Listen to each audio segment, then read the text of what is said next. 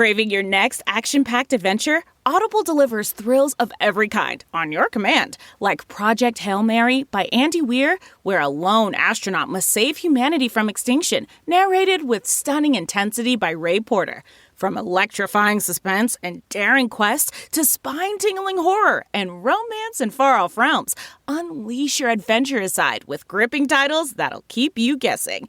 Discover exclusive Audible originals, hotly anticipated new releases, and must-listen bestsellers that hook you from the first minute. Because Audible knows there's no greater thrill than the one that speaks to you. Discover what lies beyond the edge of your seat. Start your free 30-day trial at audible.com/WonderyUS. That's audible.com/WonderyUS.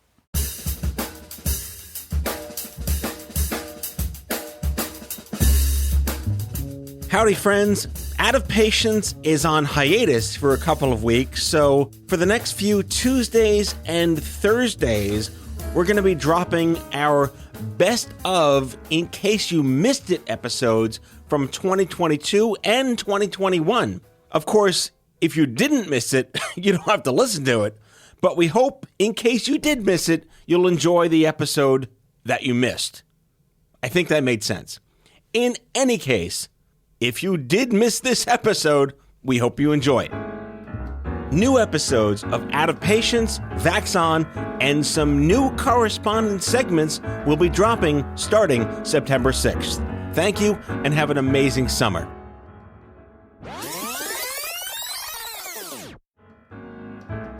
Megan Claire Chase, I'm looking right at you. You're physically here in the room. How novel. It's me. Yes. You know, for years, actually, I've known you months. For months, I thought Claire Chase was your last name. Am I the only person on the planet you're nodding your head? No, of course not. Every single time. Even every time I make a flight or a reservation or even just talking with people, they're like, oh, so hi, Megan and Claire Chase. And I'm like, or hi, Miss Claire Chase. I'm like, hi, I have a hyphen. It's Megan Claire. Yeah, the hyphen's over there. It's Megan hyphen Claire. Oh, we just rhymed. So Megan Claire, I've never heard those two words strung together as a first name. Your parents are very innovative. Okay, there's a story. I was not born Megan Claire. I made that up. A pseudonym? How theatrical. You know, my first name, my given name is Megan. Your given name was Ida Dershowitz. Yes. You looked the part. You found me out. No, it's Megan. And then I grew up Catholic and I was confirmed and I took the saint's name Claire. And one day I was doing a lot of theater growing up and I was getting bored because everyone seemed to be named Megan. And I was like, I want to be special. And so that was the Karen of its day. Not that kind of special. Not that kind. And I came down the steps and I was like, Mother, will you call me Madison? And she's like, no. And I was like, okay, I want to be called something different. Catherine. She's like, no, you have to have your first name, but you can add to it. And I was like, ooh, okay. So I was like, oh, Megan Claire. And she's like, oh, I like it. I was like, oh, me too. And then I literally went to school that day. I was a sophomore. And I was like, I will only answer to Megan Claire. So by the time I graduated, it's literally on my high school diploma. But you respond to my text when I call you MC. I do. Which I also use for Mallory Casperson, by the way. Well, it's funny because I was never even called MC until I went to college. And it was my guy friends that came up with it because they were like, we know you get so upset. We just call you Megan and we can't remember the whole Megan Claire. So can we call you MC? And I was like, oh, that's cute. Yeah. All right. I see another name change future. MC Chase. Done. Shake and bake. By the way, listeners, this is the Giggle Show. If you can chime in on Twitter at Matthew Zachary with how many giggles you hear, you'll win an iPad. And by that, I mean you're not going to win an iPad, but you might just win Twitter. I love to laugh. It's good. It's infectious. It's really good. Shucks. Now I understand why you're so famous. You burst onto the scene like, who is this? I need to know this person. No, you canceled not terribly recently, but we're of the same generation. I do want to talk about like being an AYA graduate, so to speak. Mm-hmm. But how old were you when you were diagnosed? I was 39. Right. So you were at the cusp of being accepted into the club. Yes. Did you immediately find out, oh shit, I don't belong here? Actually, no. Good. I'm concerned about that because we had so many 39-year-olds like, do I still belong in the stupid cancer? Yeah, well, I mean, it was weird because I kept being told, oh, you're so young. You're so young. And I'm thinking to myself, no, I'm not. Like it didn't. No, I'm 39. Shit hurts that didn't used to. Right. Well, technically, I still like to say 38 because I already knew something was like going on. All right. So pre-39. Right. Well, it was 2 months after my 39th birthday. All right. That's like, there's a bell curve there of tolerance. Yeah. And luckily, I don't look my age, so to speak. I can avow to that, listeners. She does not look 45. Thank you. And I only know that because she told me I didn't ask. You're not supposed to ask. But I do know what year she graduated from college, and I did some math. Yeah, you did the math. But with the AYA, I really didn't find out about anything until I had gone through all of my treatments and surgeries. And you had breast cancer out of nowhere. It really did seem to come out of nowhere. But I knew I would get cancer, but I just thought it'd be like 70. Was that just your natural pessimism inside? No. Because that's me, not you. No. My mother had ovarian cancer when she was pregnant with me. So I'm a miracle baby. That's crazy. Because it took my parents 8 years to even get pregnant. And so during the 3rd month, they discovered she had ovarian cancer. And there was never a scenario where both of us would live and, thrive. It was always one of us would die, the other one would live, but there'd be complications and this and that. But I was born with a benign tumor on my right leg. So growing up, being premature, 3 months early. Wow. My kids were 34 weeks, and I can only imagine another 2 baked on that. Yeah, I was a tiny baby. Were you under a pound? I was 1.5. Wow. And lungs collapsed. I mean, it was a lot. My mother didn't even get to hold me because she was hemorrhaging to death. It was literally both of us like a live or die situation, which is why we're so close, though she drives me nuts. When you tell the story, does it feel like someone else's story at this point? I get that feeling sometimes that I don't do justice to the sheer holy fucking gravity of all this stuff. Yeah, it's intense. It's intense. But the thing is, I never thought breast cancer. I thought ovarian or cervical. Right. Because that's where I was headed. I had such weird symptoms. And I'd already had a mammogram at 35 because of the ovarian and breast connection. So they were like, hey, you're clear. Come back when you're 40. I'm like, okay, peace out. So I put it out of my mind. But then I started having these weird symptoms. And no one thought, this could be breast cancer. I love the expression, but I did everything right. Yeah. Is there really everything right? Or everything? It's just bad luck, right? It is, but it's also like, doctors, why didn't you listen to me? But I really feel it's because I didn't show the typical symptoms of a white woman. Were you doing self-exam between your first mammogram and even still? Even still. Well, the first clue was I gained a bunch of weight. And I'm like, oh, heck no. Okay, I used to be fit. I grew up doing ballet, musical theater. So now that's everything right, musical theater. Right. Oh, that's so great. So that freaked me out. And then, all right, you ready for this? My hair started falling out on the left side. And I was like, you missed my hair. We're having some issues. I get upset because my hair used to be to my shoulders, thick, soft. And all of a sudden it turned brittle and it started falling out on the left side. So even just the left side. Just the left side. And I remember my stylist who'd been doing my hair forever. She's like, are you missing a nutrient? Like what is going on? Yeah. We didn't know that it was cancer inside. I'm taking vitamin F. There is no vitamin F. Right? But then I started getting these tiny green bruises on my lower left leg. So because I come from a cancerous family, I'm like, oh my God, it's leukemia. Yeah. So everyone's running all these blood tests and stuff and they're all negative. Then my nails start to get brittle. I'm like, okay, I'll go see an endocrinologist. Oh, your thyroid, it's fine. I'm like, you are your own episode of Mystery Diagnosis. Oh my God, I can't believe you. Yeah. I remember that show. It's still on. Is it? It's like a guilty pleasure to watch. It is. Yeah. I do like that show. I mean, I feel bad for all the people, but there's always a happy ending. Always Kind of spoils it the whole time. Yeah. Are they gonna? No, they're not. It's a show. Well, it turns out with this one, I'm still not even done with the symptoms. Like, I got a green bruise and a perfectly shaped circle on the back of my left arm. You get where I'm going here. Like a crop circle. Like, it was crazy. Yeah. And by this time, even my primary is like, okay, obviously something's wrong, like you think. So on the list of obvious breast cancer symptoms, you were at like the bell curve of 0th percentile. Well, the one thing that was just dismissed outright as a zit was on the outside of my left breast. And so I go to the dermatologist. I'm like, what the heck is this? She's like, oh, that's a zit. Put some cream on it. It'll go away in like 3 days. So I'm like, okay. But in my head, I was like, that's weird. I've never had anything there before. So I was just kind of like looking at that. But it went away in 3 days. So I was like, oh, I guess she was right. This is a comedy of terrors. Seriously. See what I did there? I did. I heard it. I heard it, and that was good. But then I get in the shower. It was August 31st, 2015. I'm in the shower, and because of all that weight gain, I was always feeling my boobs, right? Yeah.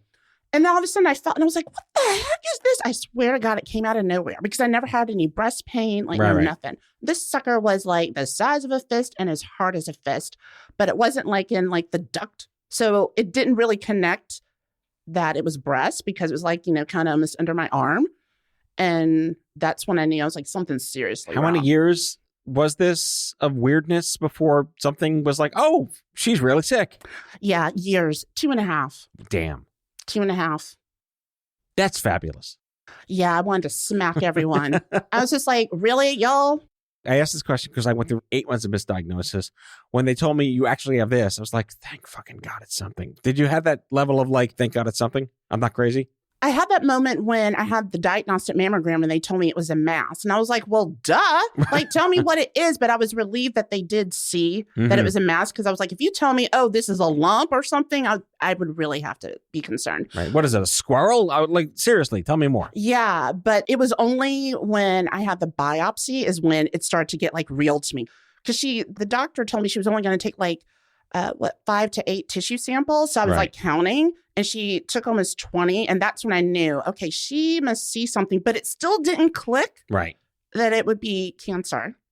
How close am I coming to this isn't covered event horizon? Oh my God. Okay. So I was working in radio at the time. That's this. What? I know. But on the sales side. Okay. And that's not this. That's not this. That's not this. This is fun. I did not have the greatest insurance, but because I kept going to the doctor and all these tests, I met my deductible. And then fortunately, right before chemo started, I had met my out of pocket. Oh, okay. So that was a gift, but I didn't realize all the other expenses. The surprise billing. Exactly. And it was hard because I'm also single, like chronically single. I was like, how am I going to do this? I mean, I had to turn into, someone else to be strong. No. Divas don't need people. I speak from truth. Do you? Well, my cat helped me. My cat, Nathan. After Nathan Lane, please? No. It's his middle name, Edgar, after Poe. So he named himself Nathan. But his real name was like Ida Lipschitz, right? His real name was Lovem. I'm like, who the heck names their cat Lovem? That's not okay. Right? It's stupid. Yeah. All right. We are having the time of our lives here with Megan Claire Chase. Not Megan Claire Chase. Or Megan Claire Chase. Right. I do take that pause. So we're going to take a quick break. We'll be right back. And my God, I have no idea where this is going, but it's going to be fun.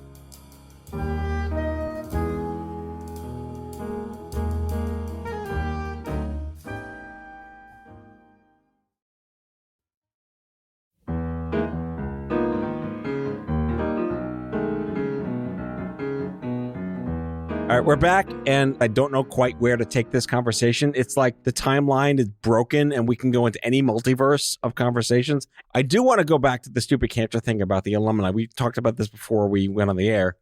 When I turned 40 in 2014, it was like this running joke that's like, should Matt leave?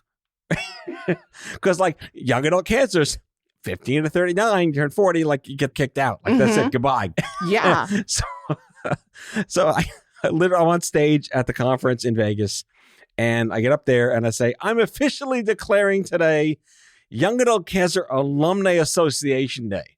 So long as you were diagnosed under 40, you will always qualify as a card-carrying young adult cancer survivor. Yeah. So you were at the cusp, but you know what? I don't care how old you are. You were diagnosed as a young adult, and that's horrible. It is. And well, what I've discovered But is you're still here somehow. I'm a miracle. It's all somehow. I'm a walking miracle. I mean, between like your mom and how you were born and the preemie stuff, like you're how many lives do you want? I'm on 14 now. I know it was extra. Yeah. Yeah.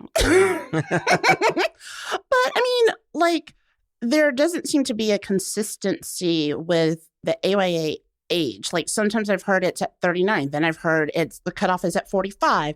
And I agree. Like, I feel like it should be your diagnosis age. That's a question too. That also came up is like, when do you consider your diagnosis? Mm-hmm. And the rationale behind 15 to 39 came out of the government. Oh. I don't take any credit for inventing those numbers. Those are the numbers that came out of all these policy reports from Livestrong about what is young adult cancer. We had to define an age group. I'm like 15 to 39, but then 18 to 40, 21 to 6. Like, what the hell? Right. With numerology. You were in AYA by default at 38-ish. Yes. Oh, I love that you're saying that.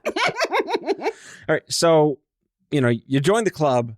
You are an insanely prolific writer. Aw. Your blog, which is called Life on the Cancer Train, which I love, I tried to print it out. It was 146 pages. I'm not printing it out. How did you become so prolific, or were you that way and cancer just like gave you the vitamin B, not vitamin F shot? Like that. Well, it's funny because I never thought of myself as a writer, but I do have now 28 journals in my closet. And so I don't know why I never thought of myself as a writer. I always felt more of like a performer. And then going through the cancer insanity, I couldn't verbalize what I had just gone through because I was just like, are you kidding me? Like, what? And I was like, I'm just going to write about it. And then to keep myself accountable, I never even thought to start a blog, like ever. But I was like, this would keep me accountable. And maybe one or two people might read it. But you seem to be a natural talent for venting. And it seemed like the steam valve you needed that you didn't know you could like throw gasoline into. Well, it really helped me gauge my mental health. And I needed to release this negativity. And the thing is, I felt like at the time where I was and where I was located, no one was talking about the anger. Everyone's like, oh, you should be so happy and positive. And I was like, this is bullshit. Fuck you. Yeah. I was like, I'm angry. And I felt like I wasn't seeing any writing reflecting that. And so I just started writing about that and just releasing my feelings and somehow carving it into an experience, a story. And it just seems to resonate. When did you get on Twitter? Before or after you were sick? Oh, I only got on Twitter back in 2019. You have, as of today, 3,942 followers. Not bad for 2 years. Wow. Did you even know that? No. Am I your publicist? You are. All right, listeners, we're going to get Meg over the 4,000 person follower hurdle. Megan Claire, MC, and Megsie. Come on, you're killing me. Why Megsie? Why not Megan Claire? I'm sure Megan Claire was probably taken as a handle, right? Well, no. Here's what happened. Wait, Warrior, Megsie. Yes. All right, Twitter followers. Warrior, Megsie. Go ahead. Yes. So here's how the name Megsie appeared. My hair came back looking like a chia pet. Like these chemo curls, they are like forever. I have tried to blow dry them straight. They just still pop right back. And so. But at least you got it back. True. But. I didn't. Did you ever? I had a Jufro. You did This not. is the radio, so I can't show listeners pictures, but my platforms are rife with like bar mitzvah photos when I was 16. I feel like I should show you now for a live reaction on the air, but I'll spare my listeners. Oh my gosh.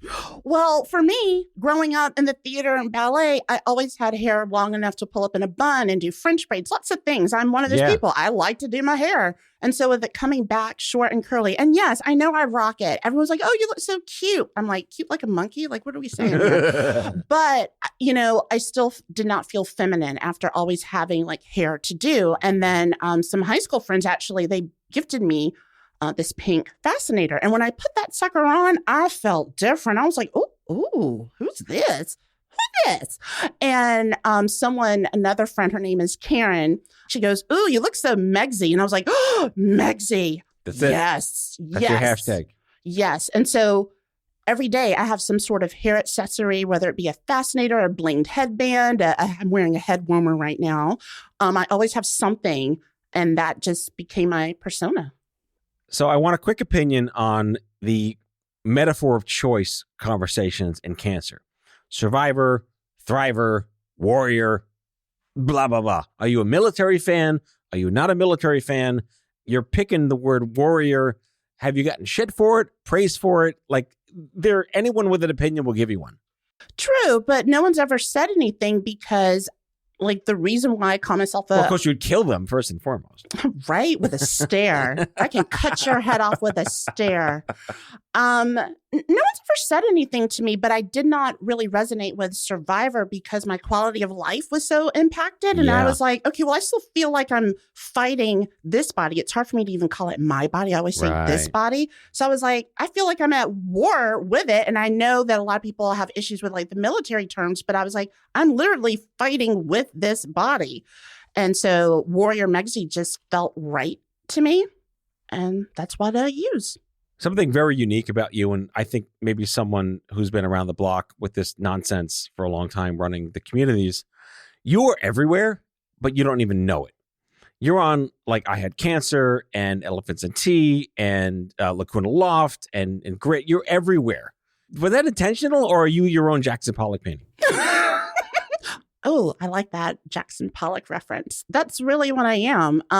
It's just, opportunities. And honestly, the first person to publish any of my writing was Mallory from Lacuna Loft, now Cactus Cancer Society. MC. Yeah, the other MC, through their Unspoken Ink course. And so when she did that, it did something. It like lit a fire in me. And I was like, oh, wow, maybe I do have something to say. And so with my blog, and then I got some confidence to just start submitting to organizations and, publications, and it just kind of grew. And now it's really exciting that people actually come to me and say, hey, can you review this? Hey, can you give me a comment? Hey, can you write a story? It just grew out of nowhere. Well, I read that you gave an abstract recently at APOS, which is the Psychosocial Oncology Society. Like, where'd that come from? That's pretty cool. Right? Oh my God. Okay, like if you had told me even 5 years ago that I would be up on stage being a co-author of an abstract talking about science, like I would have just laughed in your face. Dr. Megsie, right? You have a telephone call at the front desk. Oh my God. Doesn't that sound great? Dr. Megsie. But honestly, it started with Facebook DM from Stupid Cancer. I know those people. It was, she was in undergrad for pre-med, and she was doing a survey about grief and infertility and AYAs. And so she had been following my blog. I'm that person. Right? And I was like, hi, I had just had everything removed. And so we started talking, and I always want to help students. And we were talking, and she actually reached out to me a couple of weeks later and was like, I know this sounds weird, but I just felt really moved by our conversation. I was wondering if you wanted to help co-author an abstract with my professor about the conversations between AYAs and providers regarding fertility. And I was like, heck yeah, I will. Mm-hmm. And that's really how it happened. And I was like, oh my gosh, I'm like a research advocate. Right. Dr. Megsie. I love it. And it was just so great, though, because we were the only duo. First of all, to be accepted to present was huge, right? Yeah. Like, I was freaking out. And it happened to be in just for the Atlanta. listeners to know, like, there's a huge vetting process to present abstracts. Like, I don't know how many people in the listenership universe are that geekified to appreciate that, but the vetting process alone could take a year. We were over the moon, and it was really unique because we're up there. Francesca, hi Francesca. She's giving the science behind it, and I'm humanizing it. and talking about the experiences, and I got the patient experiences. So together, it was just beautiful. And here I am talking to, researchers and oncologists, and they were just like, whoa, because they had not heard this stuff before, like the humanizing it. So I want to spend our last couple of minutes talking about your transition from Atlanta to Albany. I don't know anyone who's ever done that before and survived. Because they just seem so antithetical. Like you might as well have gone to the North Pole, because every soda in Atlanta's Coke and every soda in Albany's Pop. There's no brand names in either city. I went to Binghamton, so I had friends in Albany. We went there all the time, and Wegmans. What's this? My God! So I really want to spend some time talking about your theater background. Where'd that come from, and how handy has it come in these days? Okay, so everyone always wants to know, how'd you end up in Albany for college? And I actually grew up in Macon, Georgia, which is an hour and a half south of Atlanta. I understand that Atlanta is the only city in Georgia, though. Right? There's more than Atlanta in Georgia? Yeah, there's more. Okay. Yeah, just a little bit. All right. So I went to the College of St. Rose in Albany, New York. And the way I selected that college was, I wanted to go to a college that was close enough to New York City that I could get there, but far away enough that I could concentrate on my schoolwork, because my family was like, you cannot major in theater, but you can minor in it. And I was like, all right, then. Okay, so we'll do communications. And I was like, this sounds like a Megan Clarish kind of college to go to. I didn't even visit. So I got this huge scholarship, and I was like, let's go. I arrive in August, and I'm already freezing. And my mother's like, she goes, it's going to get colder. Wait, did you even own a coat? No, she literally shipped it to me. She's a Yankee, and my father's from the Midwest. So, they know cold. And so my mother would watch the weather reports. And so she knew, when to send me the jacket and the hats and the boots and this and that. But yeah, it was definitely a learning curve. You had to literally acclimatize yourself to Albany. I did. Wait, so I want to forecast, did the theater mind to become a theater major? No, but it definitely has served me well. Yes. So I think it shows, even in my writing, also when I speak with people, give speeches or whatever, because I'm you so have no real. stage fright. I am shy. No, really? I am. Okay, well, maybe a little shy, not a lot shy, but there is some shyness. Okay. I want to do well. I'm squinting at you to the listeners, because I kind of don't trust that answer, but okay. Oh my gosh. I get nervous because I care about something. If I don't get nervous, then that means I don't care about it. That is the true. problem. Well done. Right? But there's just something about being on stage and getting to talk about something I feel passionate about. But I do miss, acting. You have one or two favorite roles you've done or haven't or want to do one day? Ooh, okay. I do have a favorite role. This is from back in the day now. Is it Brigadoon? Oh my gosh, no. They're reviving it. Are they? Yes, they are. Do they call you?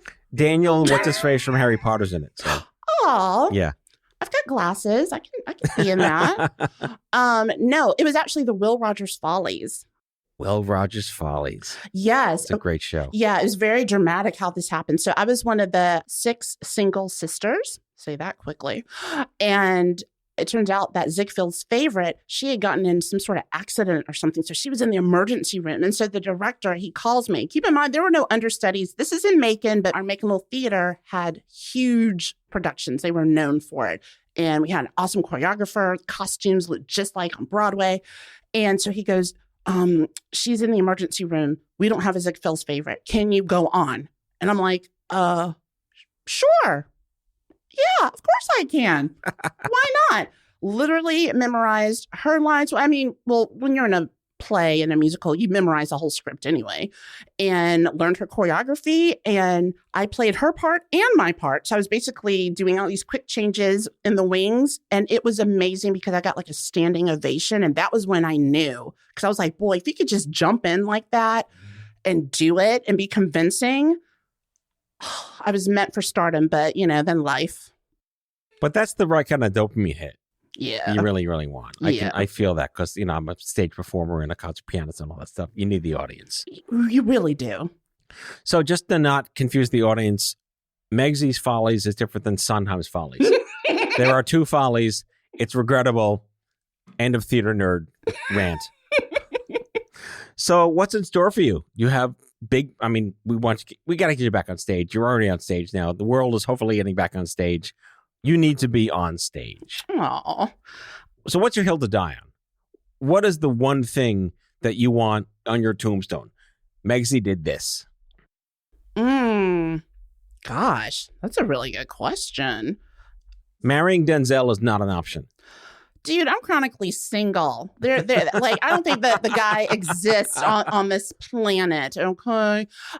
Honestly, I would really just love to be on Broadway or a one-woman show. You mentioned it one time. Someone else literally mentioned it a couple of weeks ago. And I really think, I was like, I do have stuff to say. So that is what I'd love to do. Because that, to me, it's scary to think about, which means I have to do it. Dum, da da da da dum, dum, da da da da.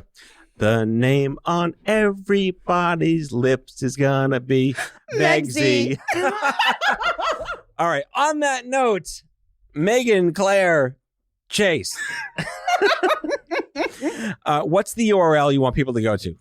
They can go to warriormegsie.com. Warriormegsie.com. And let's get her over the 4,000 hurdle on Twitter, folks. You're amazing. You got to come back. I'm so excited. Thank you so much. Thank you. Dum, da da da da da. We just lost every listener. It's the end of the show. All right. Bye now. Bye. That's all for now. If you like the show, be sure to subscribe, leave a review on Apple Podcasts, follow us on social, and tell all your friends to listen.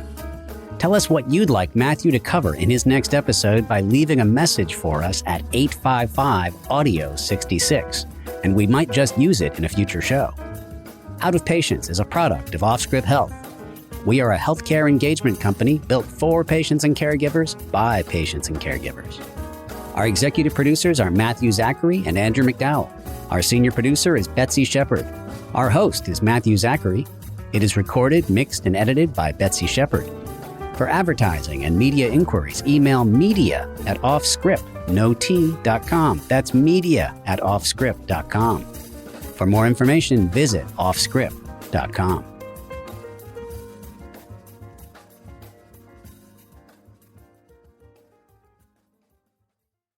Are you looking for a new job or want a career change? Look no further than Monster.com. Need a little help standing out?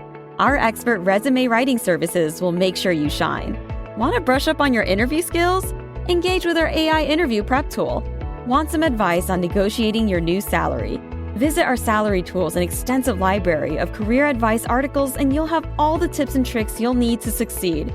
Visit Monster.com today and take the first step towards your career. Monster.com. Find your right job fit.